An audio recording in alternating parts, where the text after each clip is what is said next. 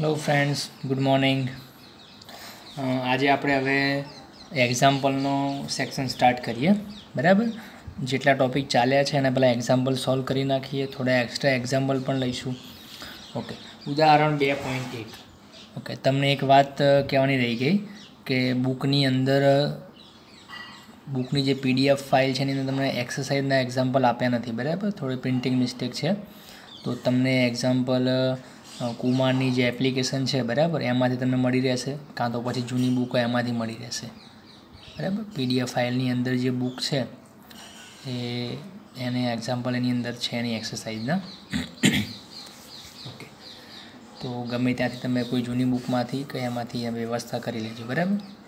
Okay, ઉદાહરણ 2.1 જોઈએ. તો સૌથી સાદા અને સિમ્પલ એક્ઝામ્પલથી સ્ટાર્ટ કરીએ. અને લગભગ દરેકે આ 2-3 એક્ઝામ્પલ તો ઘણી પણ નાખ્યા હશે. બરાબર, છતાં પણ કોઈને ડાઉટ હોય તો આપણે એને પહેલાંથી લઈ લઈએ. રકમ આ રીતે છે કે એ ટૉપિકની અંદર શું કહે છે કે 4 × 10⁻7 કુલમ વિદ્યુતભારથી 9 સેન્ટીમીટર અંતરે આવેલા બિંદુ પાસે વિદ્યુત સ્થિતિમાન શોધો. ઓકે, હવે તમને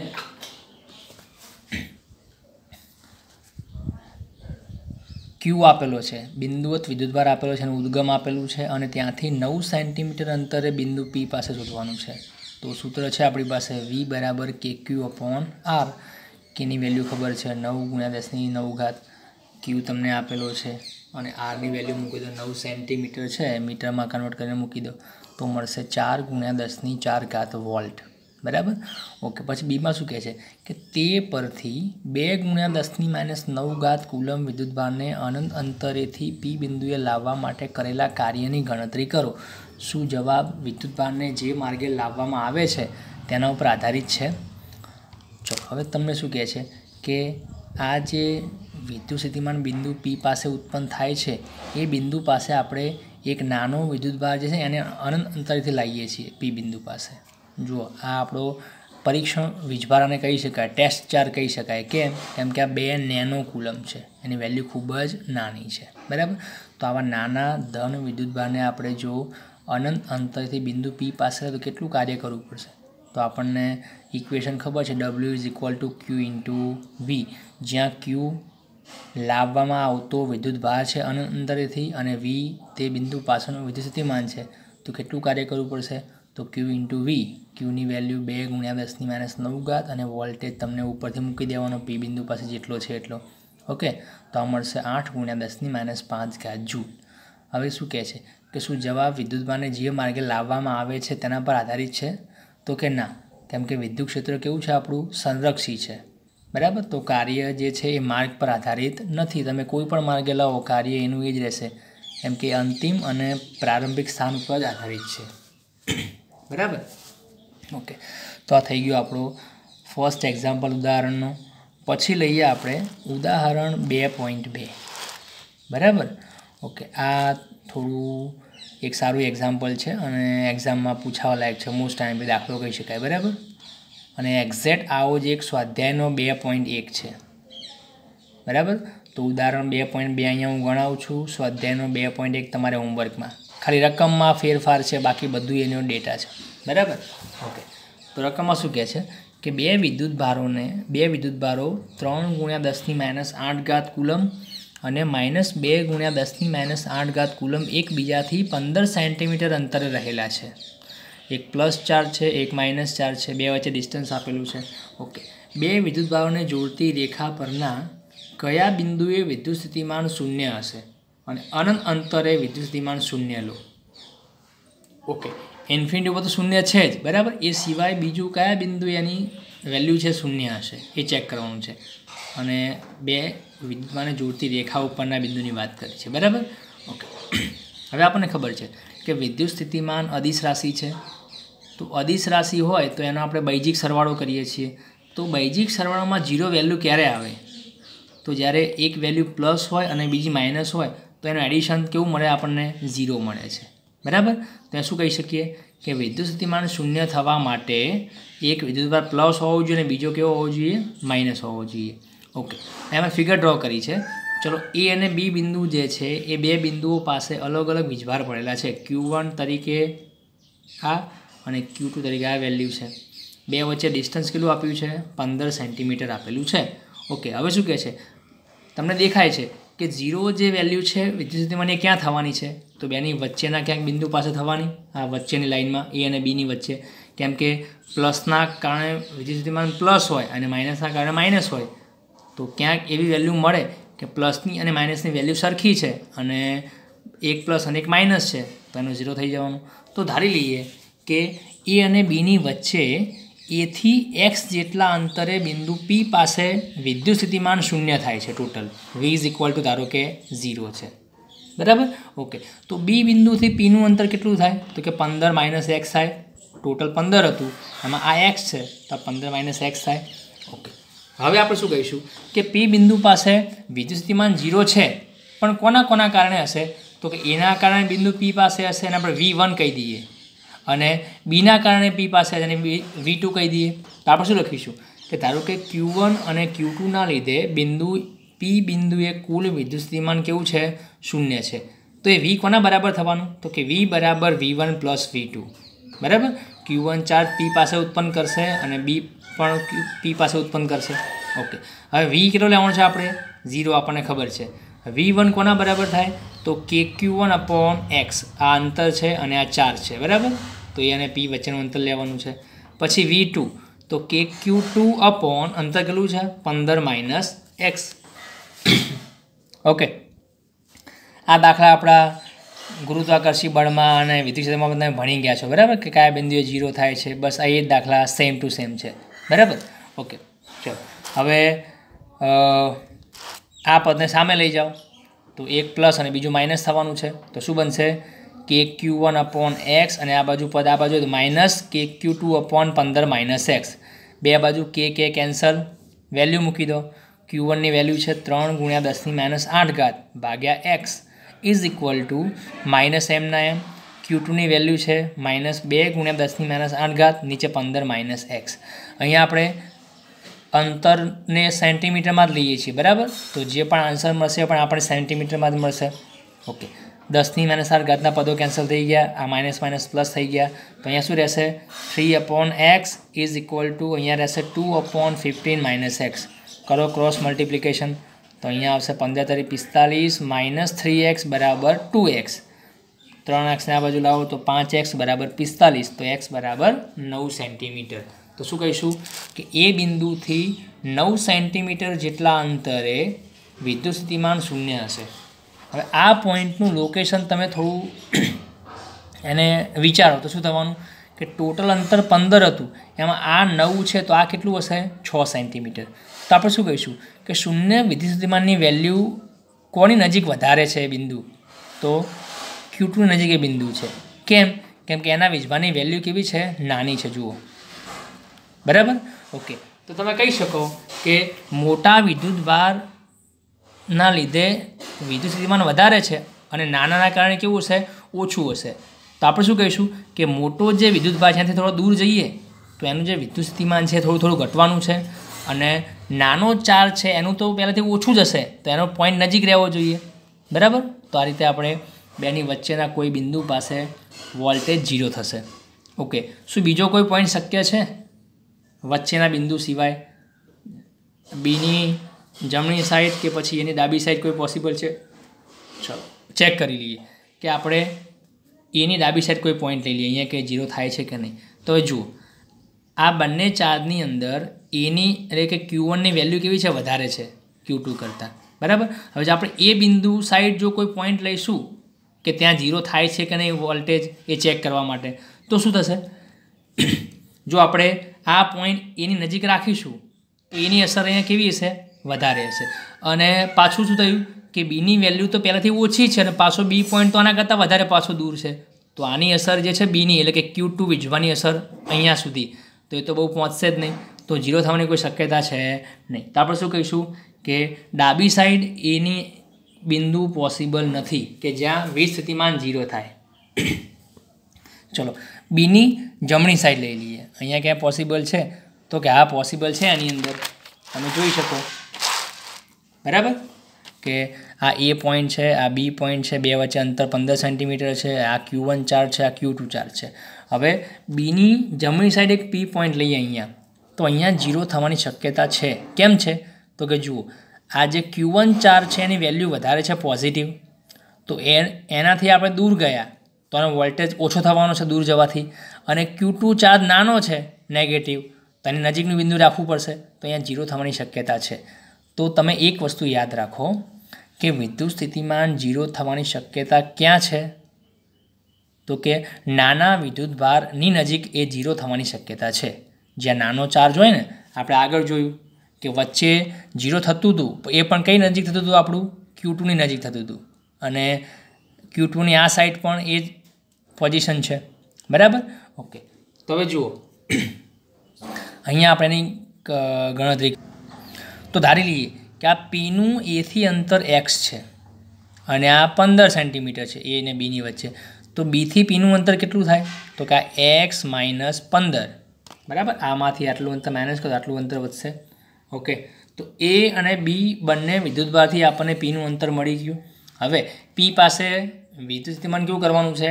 0. તો શું લખીશું? ટોટલ વિદ્યુત સ્થિતિમાન V is equal two V1 plus V2.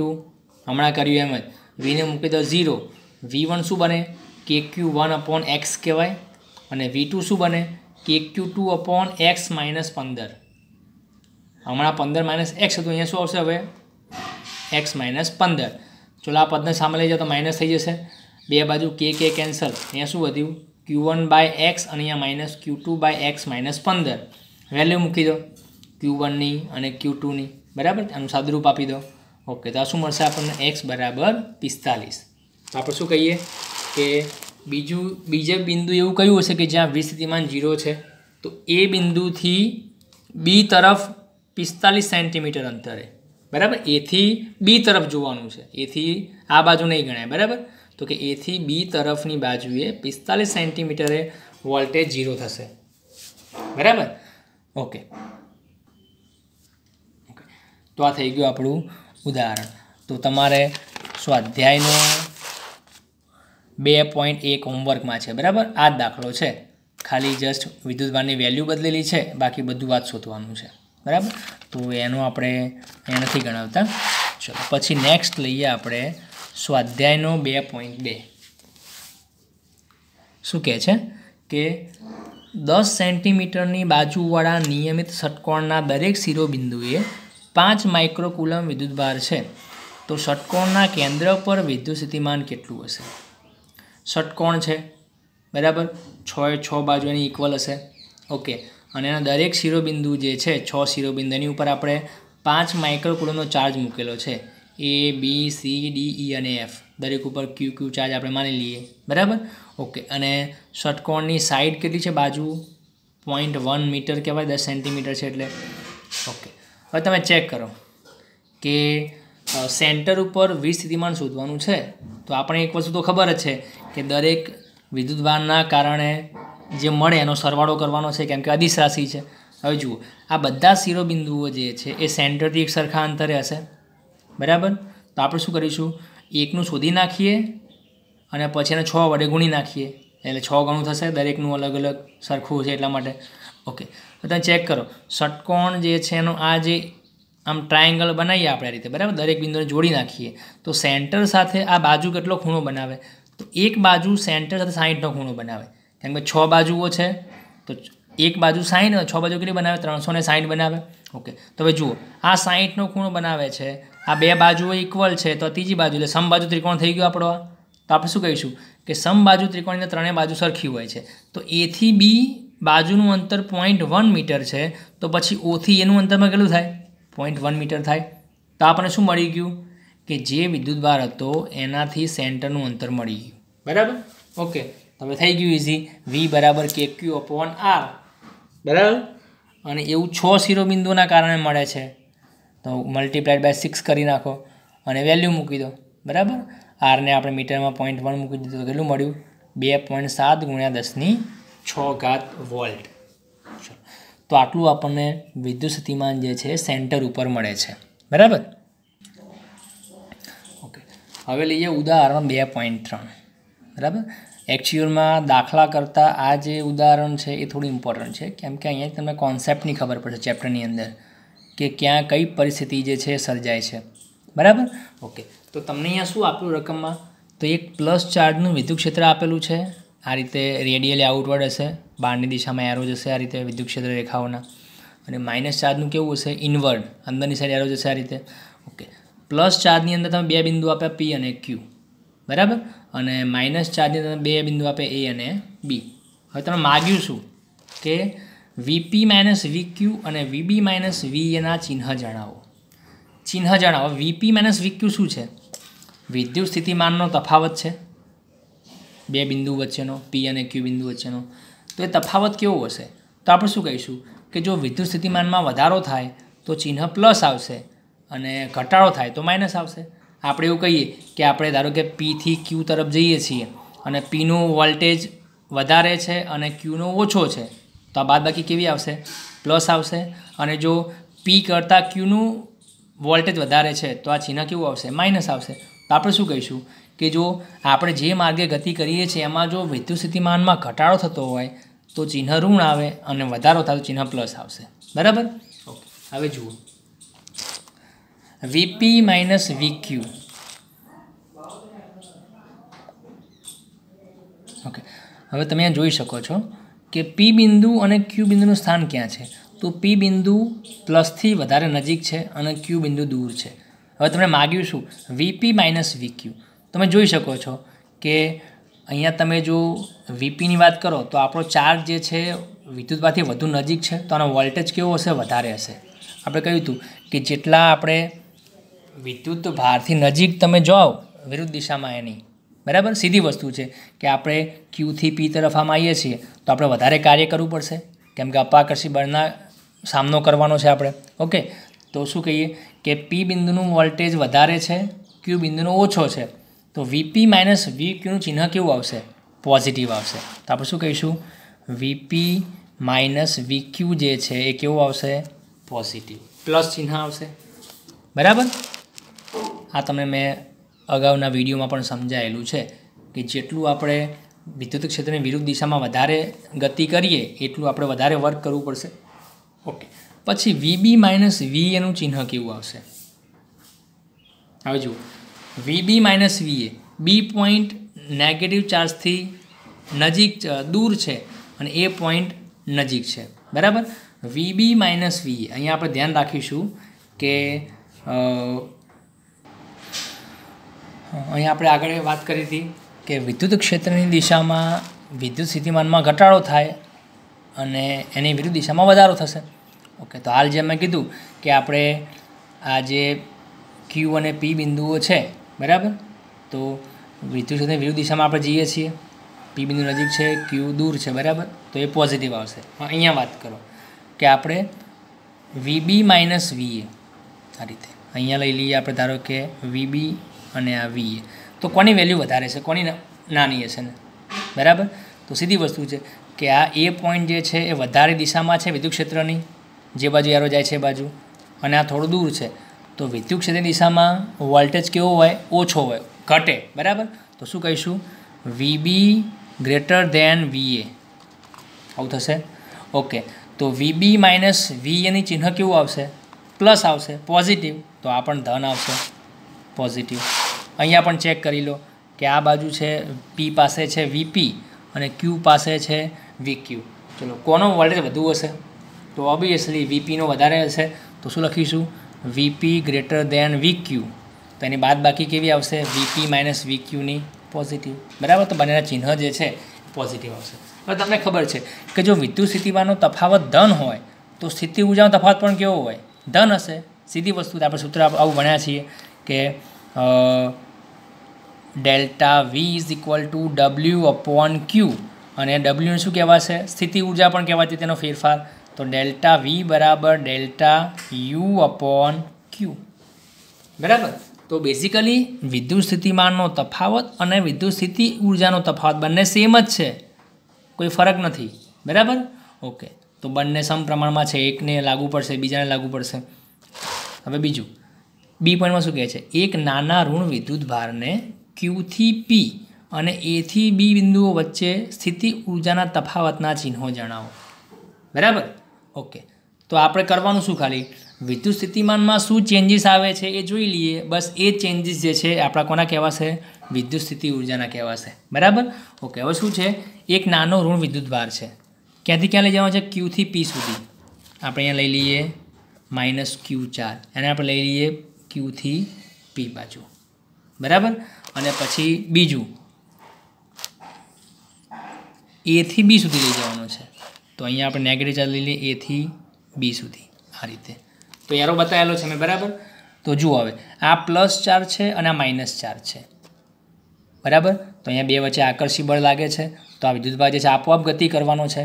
પોતાની સ્થિતિ ઉર્જા જે હતી એનો ઉપયોગ કરીને એનો કન્વર્ટ થશે ગતિ ઉર્જામાં. તો શું કહ્યું? સ્થિતિ ઉર્જા કેવી થશે? એની ઘટશે. બરાબર. આ બધા જ પોઈન્ટ મેં ડિટેલમાં વિડીયોમાં સમજાયેલા છે. જો આ દાખલામાં ખબર ના પડે કોઈને તો ફરીથી એ વિડીયો જોઈ લેવાના પહેલાં.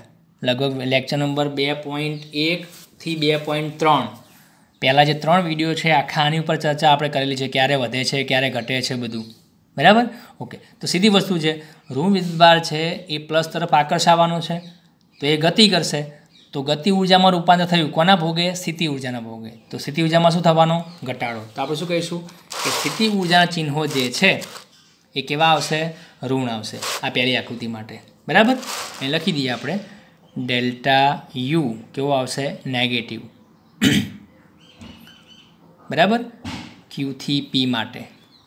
ઓકે, પછી આની અંદર જુઓ, નેગેટિવ ચાર્જ જે છે એનું વિદ્યુત ક્ષેત્ર છે અને એની અંદર નેગેટિવ ચાર્જ A થી B સુધી જાય છે. બરાબર. ઓકે, તો આની શું થવાનું છે? તો સીધી વસ્તુ છે કે નેગેટિવ ચાર્જ શું કરશે? એકબીજાને અપા કરશે છે. તો આપોઆપ આ જે સ્મોલ ચાર્જ છે -Q એ ક્યાં જાય? A થી B સુધી જવાનું છે ગતિ કરીને, અપાકર્ષી બળના કારણે. તો ગતિ ઉર્જા ક્યારે મળી? એને કે સ્થિતિ ઉર્જા ઘટી, એની વપરાશ થયો એટલા માટે એને ગતિ ઉર્જા મળી. તો અહીંયા પણ શું કહીશું? સ્થિતિ ઉર્જા ઘટશે. બરાબર. તો પાણીનું ચિહ્ન કયું આવશે? ઋણ. ત્યાં શું લખીશું? A થી B માટે. A થી B માટે પણ ડેલ્ટા યુ કેવું આવશે? નેગેટિવ. બરાબર.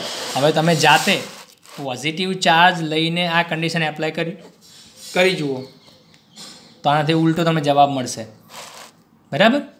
ઓકે, તો આ થઈ ગયો આપણો પોઈન્ટ બીનો આન્સર. પછી સી, એક નાના ધન વિદ્યુતભારને Q થી P લઈ જવામાં ક્ષેત્ર વડે થતા કાર્યનું ચિહ્ન જણાવો. એક નાના ધન વિદ્યુતભારને, હવે લઈએ આપણે પ્લસ ચાર્જ. અહીંયા જુઓ +Q ચાર્જ છે અને ક્યાંથી ક્યાં લઈ જવાનો છે?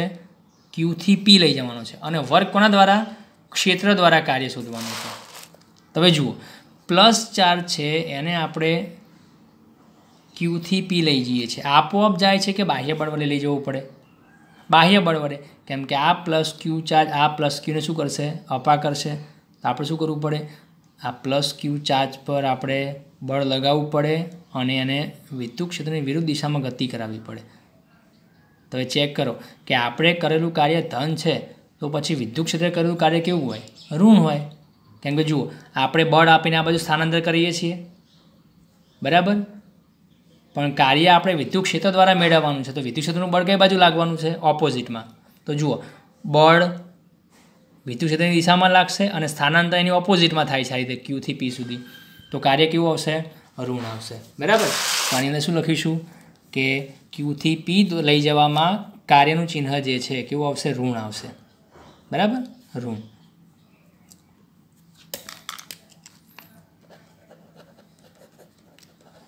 નેગેટિવ વર્ક આવશે.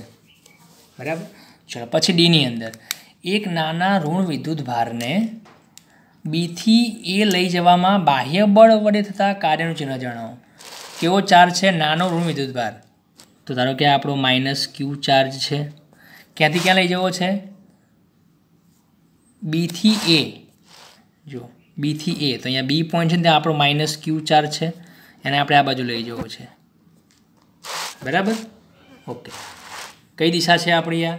તો કે આ બાજુ માઇનસ ચાર્જનું વિદ્યુત ક્ષેત્ર છે અને આ બાજુ પણ માઇનસ ચાર્જ છે. તો માઇનસ મને શું કરશે? એકબીજાને અપા કરશે છે. છતાં પણ આપણે એને B થી A તરફ લઈ જવો છે, નજીક લાવવા છે બંને ઋણ વિદ્યુતભારને. તો તો આપણે વર્ક કરવું પડશે. ઓકે, તો આપણે જે બાહ્ય બળ વડે કાર્ય કરીશું કાર્ય કેવું આવશે? આપણું ધન આવશે. બરાબર. તો આ રીતે બાહ્ય બળનું જે કાર્ય છે એ આવશે ધન, પોઝિટિવ વર્ક આવશે. બરાબર. તો તમને આ બધું કન્સેપ્ટ જે છે એ થિયરી પ્રોપર ખબર હોય, બરાબર, તો જ તમને આની અંદર વધારે થોડો ખ્યાલ આવશે. ઓકે, પોઈન્ટ શું કહે છે? બીથી એ જવામાં નાના ઋણ વિદ્યુતભારની ગતિ ઉર્જા વધે કે ઘટે? બીથી એ તરફ લઈ જઈએ છીએ આપણે ઋણ વિદ્યુતભારને, બરાબર, તેની ગતિ ઉર્જા વધશે કે ઘટશે? ઓબ્વિયસલી ઘટવાની છે. બરાબર.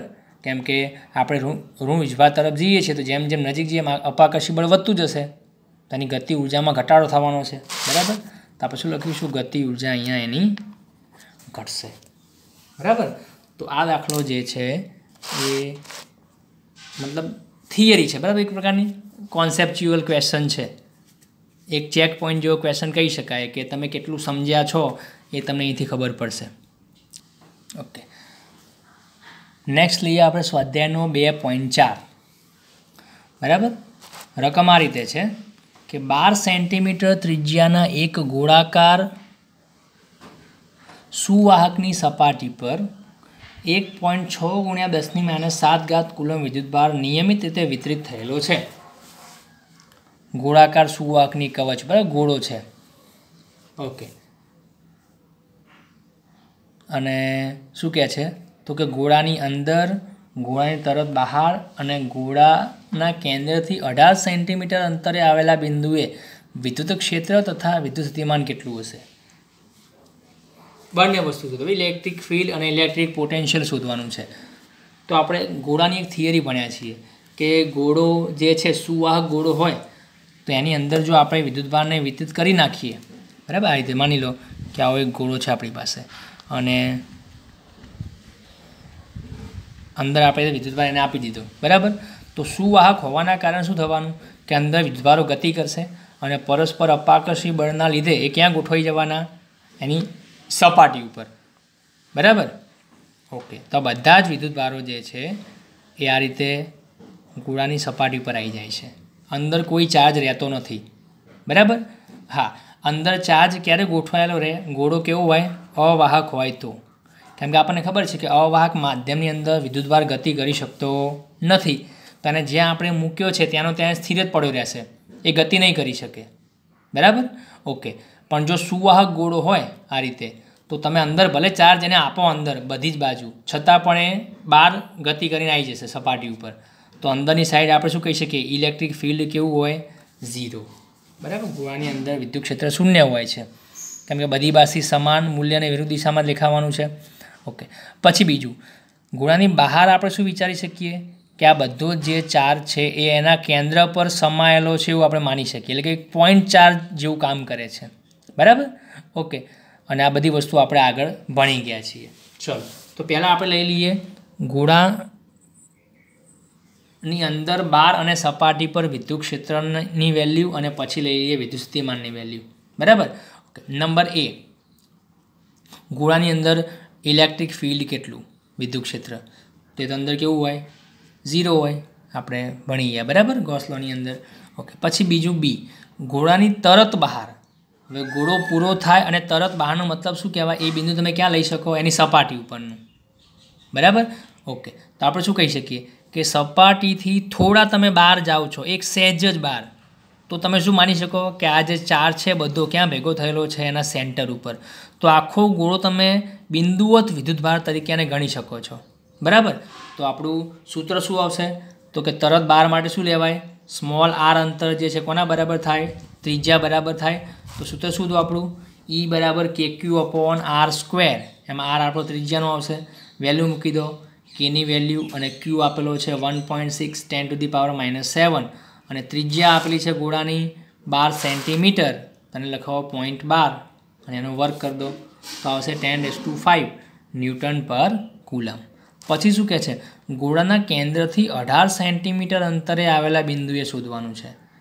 તો ગોળાની બહારના બિંદુ માટે સૂત્ર શું આવશે? એટલે કે સ્મોલ r > r માટે E = KQ/r², કે ક્યુ અને r લઈ લો 0.18 અને વેલ્યુ કેટલી આવશે? 4.44 × 10⁴ ન્યૂટન પર કુલમ.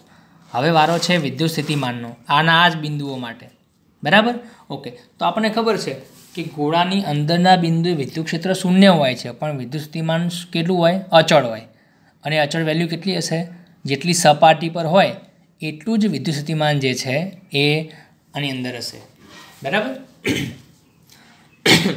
આવું કેમ હતું?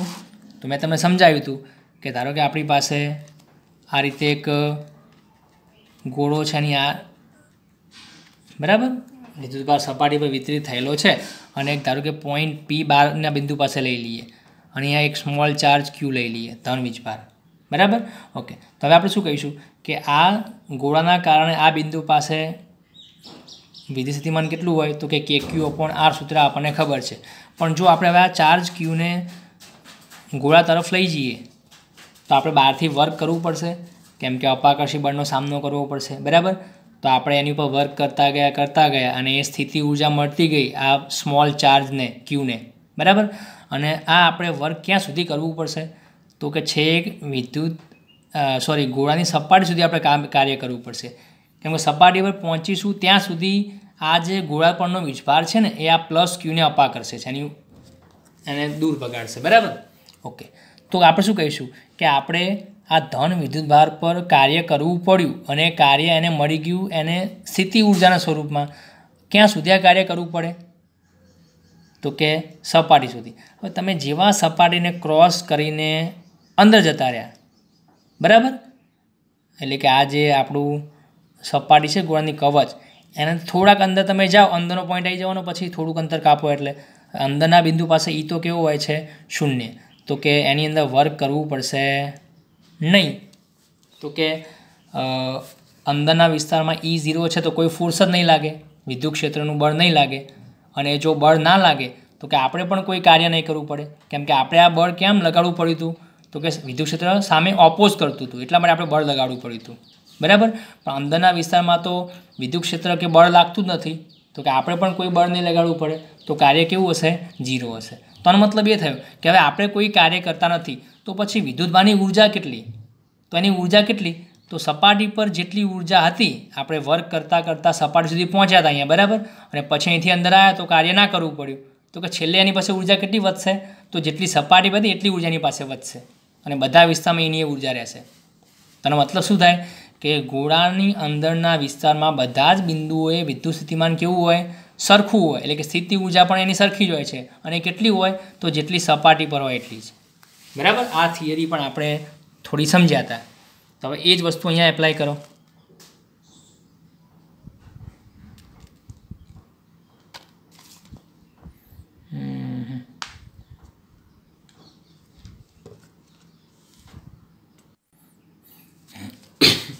ઓકે, તો અહીંયા લઈએ આપણે કે ગોળાની અંદરના વિસ્તારમાં વિદ્યુત સ્થિતિમાન કેટલું છે?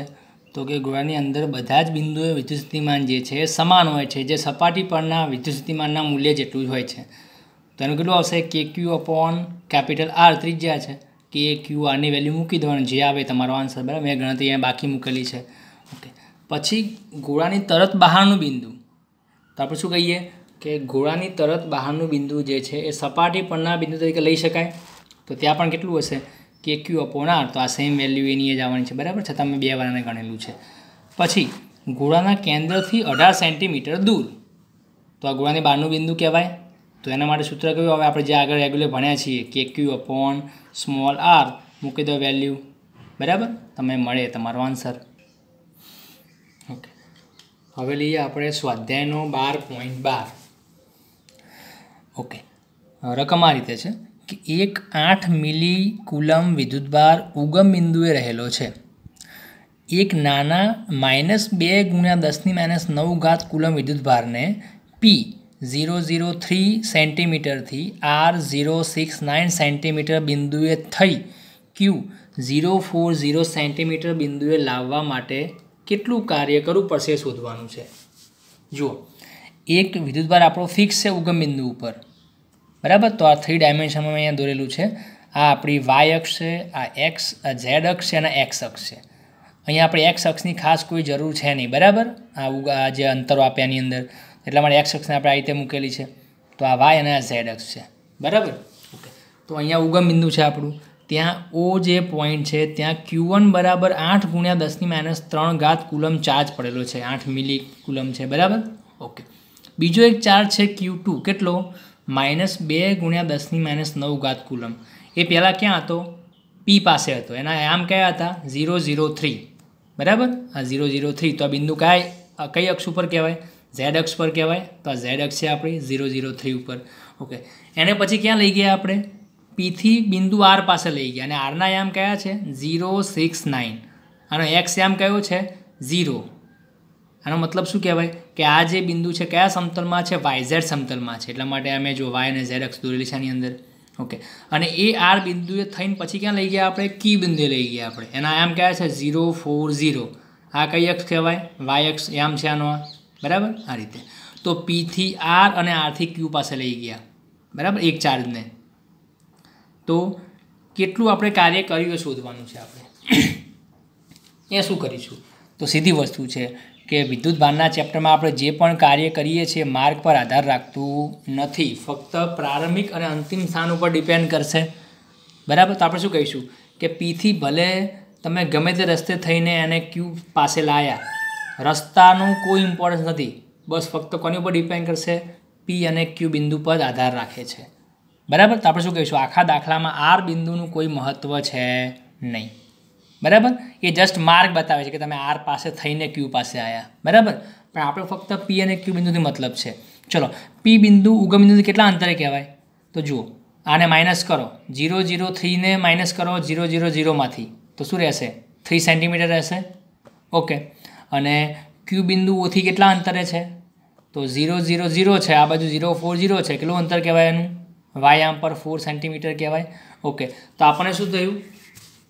P બિંદુ પાસે જે Q2 ચાર્જ છે એનું આપણને Q1 થી અંતર મળી ગયું, અને પછી છેલ્લે આપણે Q2ને ફરીને Q પાસે લાવ્યા ત્યારે એનું આપણને અંતર મળી ગયું Q1 થી, બરાબર. તો અંતર આપણને ખબર છે. ઓકે, હવે આપણે આને બે રીતે ગણી શકીએ. એક, વિદ્યુત ભાર પર કરેલું કાર્ય શું કહેવાય? એને સ્થિતિ ઉર્જા કહેવાય. તો કે સ્થિતિ ઉર્જામાં જે ફેરફાર થયો વિદ્યુત ભારની એના જેટલું થાય, બરાબર. ઓકે, તો હાલ આપણે એવું કહીશું કે જ્યારે આપણો જે Q2 ચાર્જ છે P બિંદુ પાસે હતો અને Q1 તો ઉગમ બિંદુ પર છે જ, ત્યારે આ બે બિંદુ એટલે કે આ બે વિદ્યુતભાર વચ્ચે સ્થિતિ ઉર્જા હતી. સૂત્ર કયું હતું આપણું સ્થિતિ ઉર્જાનું? વિદ્યુત ભારના તંત્રની સ્થિતિ ઉર્જા KQ1 Q2/R જોડની આપણે બનાવી હતી. ઓકે, એ પછી આ Q2 વિદ્યુત ભારને આપણે P થી ગતિ કરાવીને Q પાસે લાયા. હવે અહીંયા લાયા Q પાસે, તો પણ આ બે ચાર્જ વચ્ચે પાછી સ્થિતિ ઉર્જા છે. તો શું કહીશું કે અહીંયા જે સ્થિતિ ઉર્જા હતી આ બે ચાર્જની વચ્ચે, અને અહીંયા સ્થિતિ ઉર્જા છે, આ બેને આપણે માઇનસ કરી દઈએ તો જે પણ ફેરફાર મળ્યો એ શું કહેવાય? એની ઉપર કરેલા કાર્ય જેટલો કહેવાય, બરાબર. ઓકે, તો અહીંયા જુઓ શું કરીશું આપણે કે વિદ્યુતભાર પર કરેલ કાર્ય તેની સ્થિતિ ઉર્જાના સ્વરૂપમાં સંગ્રહાય છે. તો W કરેલ કાર્ય કોના બરાબર થાય? સ્થિતિ ઉર્જાનો ફેરફાર ડેલ્ટા U કોના બરાબર થાય? UQ - UP. ફેરફાર અમે શું કરીએ છીએ? આપણે ફાઇનલ માઇનસ ઇનિશિયલ કરીએ છીએ. તો અંતમાં ક્યાં આવ્યો? Q પાસે, તો UQ, અને પહેલાં ક્યાં હતો? P પાસે, તો UP. UQ - UP. ચલો, UQ સ્થિતિ ઉર્જા શું આવશે? KQ1 Q2/R સૂત્ર હતું આપણું. ઓકે, તો KQ1 Q2/R, અને R કયો લેવાનો? તો Q પાસે આપણે શોધવાની છે. તો Q થી Oનું અંતર કેટલું છે? 4 સેન્ટીમીટર કહેવાય. તો ROQ લખાય ને, જો ROQ, અને આને શું લખાય? ROP. ક્લિયર? તો ROQ છે. ઓકે, માઇનસ આ શું લખાશે? P પાસે સ્થિતિ ઉર્જા KQ1 Q2/ROP.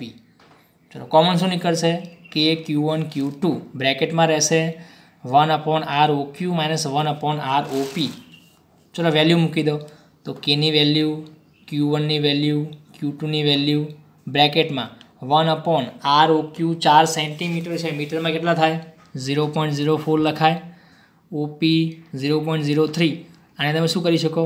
4/100 લખાય. અપૂર્ણ દશાંશમાં લખવું હોય તો, સોરી ફેક્ટરમાં, તો 100 ઉપર જશે તો 100/4 લખાય. અને એને શું લખાય? 100/3 લખાય. ઓકે, એનું સાદુરૂપ આપી દો તો આવશે -100/12, બરાબર, અને આવશે 1.2 જૂલ. તો આટલું તમારે વર્ક કરવું પડ્યું. તો અહીંયા આપણે શું લખ્યું છેલ્લે કે ભાઈ આર બિંદુને જવાબ સાથે કોઈ સંબંધ નથી, બરાબર, કેમ કે અંદર આર બિંદુનો ક્યાંય આપણે ઉપયોગ કર્યો નથી, કેમ કે આપણું આ જે બળ છે એ ક્ષેત્ર કેવું છે, આપણું સંરક્ષિત છે, બરાબર. તો પહેલી મેથડ અને સૌથી ઇઝી હતી.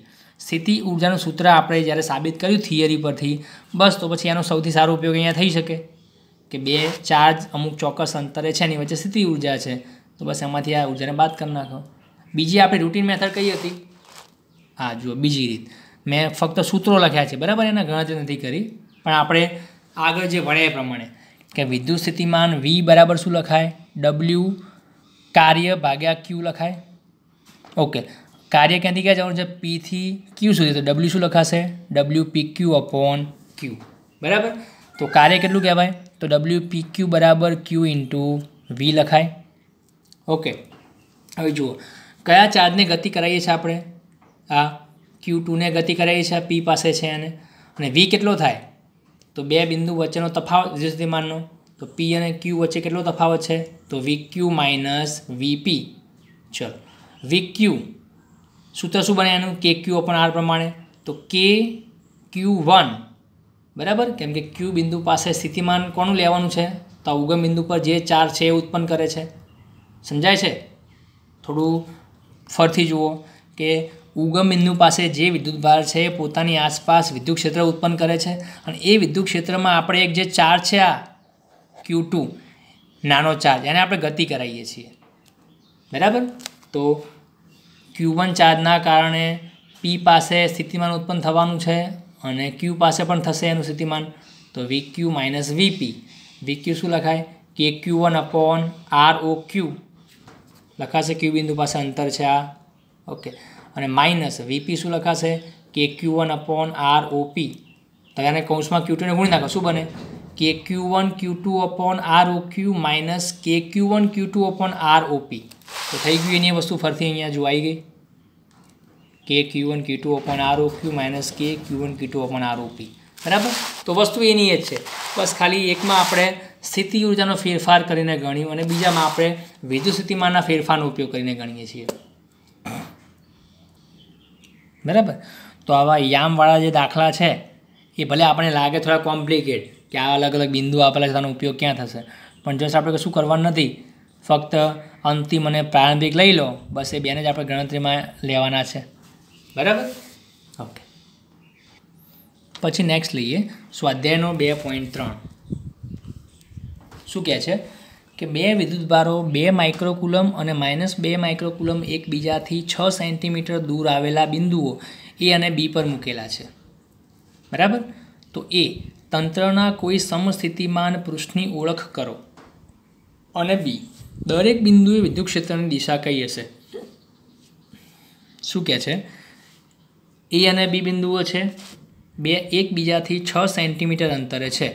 એ પાસે પોઝિટિવ 2 માઇક્રોકુલમ અને બી પાસે નેગેટિવ 2 માઇક્રોકુલમ છે. તો તમે એવું કહી શકો એક પ્રકારનું ડાયપોલ જેવી રચના છે. ઓકે, ચલો, શું કહે છે કે તંત્રના કોઈ સમસ્થિતિમાન પૃષ્ઠની ઓળખ કરો. સમસ્થિતિમાન પૃષ્ઠ તમને ખબર છે, બરાબર. એ પૃષ્ઠ ઉપર બધા જ બિંદુઓએ સ્થિતિમાન કેવું હશે? સરખું હશે. તો અહીંયા આપણે કહી શકીએ કે પોઝિટિવ ચાર્જ અને નેગેટિવ ચાર્જની વેલ્યુ સરખી છે, તો એક્ઝેક્ટ સેન્ટર પર એનું સ્થિતિમાન કેવું હશે? 0 હશે. એટલે કે આ એક ચાર્જથી 3 સેન્ટીમીટર અંતર તમે લો અને આ બાજુથી પણ 3, એક્ઝેક્ટ સેન્ટર પર વેલ્યુ કેવી હશે? વીની 0 હશે. કેમ 0 હશે?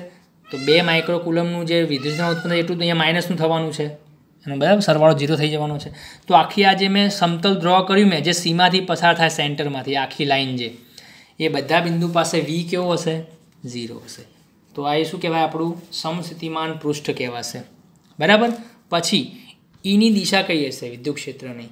તો તમે જાણો છો કે ઈની જે દિશા છે એ હંમેશા પોઝિટિવથી નેગેટિવ તરફ હશે. તો આ એ બિંદુ પાસે પોઝિટિવ ચાર્જ છે, બી પાસે નેગેટિવ ચાર્જ છે, તો દિશા કઈ દિશામાં હોય? એથી બી તરફ હોય. ઓકે, અને બીજું કે સમસ્થિતિમાન પૃષ્ઠને લંબ હશે. ચેક કરો કે આ જે લાઈન ડ્રો કરી મેં અહીંયાથી આમ વિદ્યુત ક્ષેત્રની, બરાબર, એ આ પૃષ્ઠ એટલે કે આ જે સમતલ ડ્રો એને કેટલા એંગલ ઉપર છે? 90 એંગલ પર છે. તો આપણે થિયરીમાં શીખ્યા હતા કે વિદ્યુત ક્ષેત્ર રેખા હંમેશા સમસ્થિતિમાન પૃષ્ઠને લંબરૂપે હોય છે, બરાબર. તો આ થઈ ગયું આપણું એક્ઝામ્પલ. પછી લઈએ સ્વાધ્યાયનો 2.13. સ્મોલ બી બાજુવાળા એક ઘનના દરેક બિંદુએ વિદ્યુતભાર ક્યુ છે. ઘન મતલબ સમઘન, દરેક બાજુઓ સરખી હોય, બરાબર. એની 8 બાજુઓ હશે.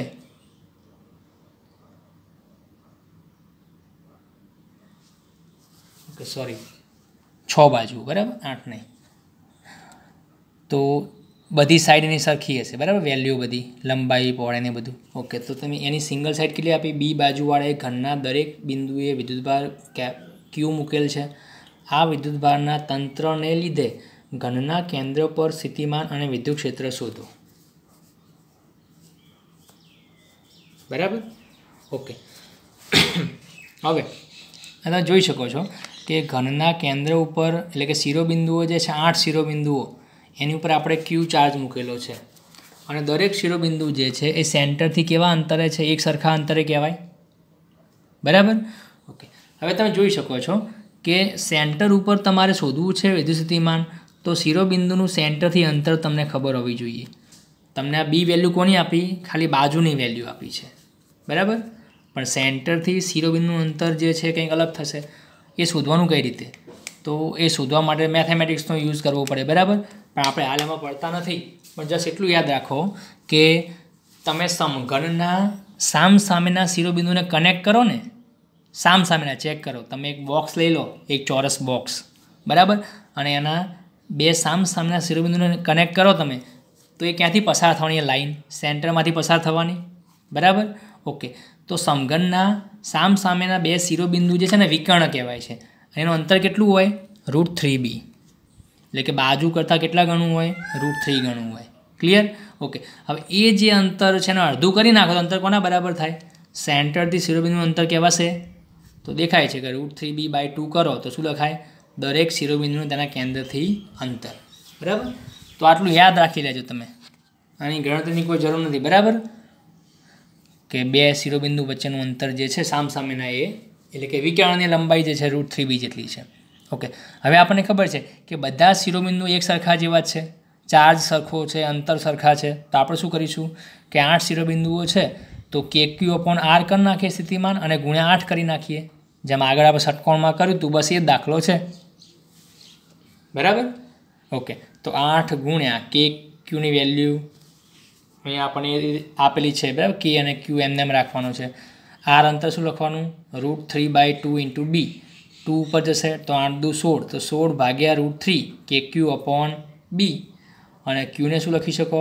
1/4πε0 લખાશે. ઓકે, તો એ 4 થી 16ને કેન્સલ કરો તો કેટલા રહેશે ઉપર? 4Q / √3πε0b, બરાબર. તો આ થઈ ગયું આપણું સ્વાધ્યાયનો 2.13. ઓકે, વિદ્યુત ક્ષેત્ર કેટલું હશે એ પણ માગેલું છે. ઓબ્વિયસલી 0, કારણ કે બધા શિરોબિંદુઓ જે છે પોઝિટિવ છે, બરાબર. આ રીતે. અને અહીંયા સેન્ટર પાસે દરેકની વેલ્યુ કેવી? સમાન અને વિરુદ્ધ દિશામાં હશે, બરાબર. એટલે કે આ જે આ બાજુના 4 આ દિશામાં ઉત્પન્ન કરશે, તો આ બાજુના 4 આ દિશામાં ઉત્પન્ન કરશે. જો ઉપરના 4 ગણવા જાઓ તો એ નીચે કરશે, તો નીચેવાળા 4 ઉપર કરશે. ટૂંકમાં બધી બાજુથી સમાન મૂલ્યનું હશે, બરાબર. તો એ આપણો કેવો રહેશે? 0. તો આ તો આપણને ખબર છે કે જ્યાં જ્યાં સમમિતિ હોય ને વિદ્યુતભારોની, એવા આકારમાં હંમેશા વચ્ચેના વિસ્તારમાં સેન્ટર ઉપર હંમેશા 0 રહેશે, બરાબર. ઓકે, તો આ થઈ ગયું આપણું સ્વાધ્યાયનો 2.13.